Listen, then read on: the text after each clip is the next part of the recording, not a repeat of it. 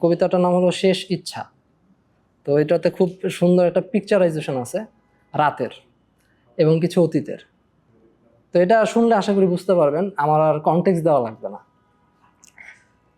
জনমানব নেই যেন, শূন্য একটি গা, বয়ে চলা নদী, সাগরের উদ্দেশ্যে যাত্রা। ঠিক পাশে ছোট্ট একটি কুঁড়ে ঘর, থুরথুরে শীর্ণকায় বুড়ো, আকাশে রূপলি চাঁদ। আজ বসন্ত। সেদিনও ছিল এমনই ঋতু, উচ্ছৃঙ্খল নদী, ফুলে ফেপে ওঠা বাঁধ। ছিল না সাগর, জমানো আহ্লাদ। উঁচু দালান, বিশাল রাজপ্রাসাদ। বেলকনিতে ছিল দুজনের ধরে রাখা দুটি হাত। আকাশের ওই পূর্ণিমা চাঁদ। ভরা জোয়ারের যৌবন, কুসুমিত ফুলে জমেছিল মধু।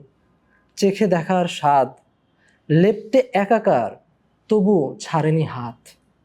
আষ্টে পৃষ্ঠে জড়ানো বাঁধন, সবটাই দেখেছিল নির্লজ্জ বেহায়া চাঁদ। আরেক দিন ছিল এরকমই নিশ্চুপ বসন্ত। প্রিয়ার বুকেতে মাথা, ডুবে যাওয়া আমাবস্যার শুকিয়ে যাওয়া চাঁদ। কিছু দেখেনি, ভাটার টানে স্তব্ধ ছিল ঠোঁট।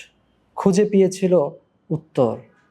স্থিরতায় ডুবেছিল দুজনের অন্ধকার, এক গহীন শূন্যতায়। মধুর রসের তলানিতে পড়ে থাকা হতাশা, জমানো ক্ষোভ, যৌবনের লোভ, সব ভেসে গিয়েছিল দুজনের মলিন নিশ্চুপ অভিমানী মৌনতায়। আজ এমনই বসন্তে, থুরথুরে বুড়ো, পুরনো কুঁড়ে, বয়ে চলা নদী, সাগর পানে চায়। বয়স 70, মুখ নিরুত্তর, প্রশ্ন হতবাক, নিশ্চল ফাঁদ। দিন গুণে মৃত্যুর, শান্ত স্নিগ্ধ অবসর, স্থিরতা কেন্দ্রের উন্মাদনা। আহ, তারা ভরা আকাশের রূপলি ওই চাঁদ।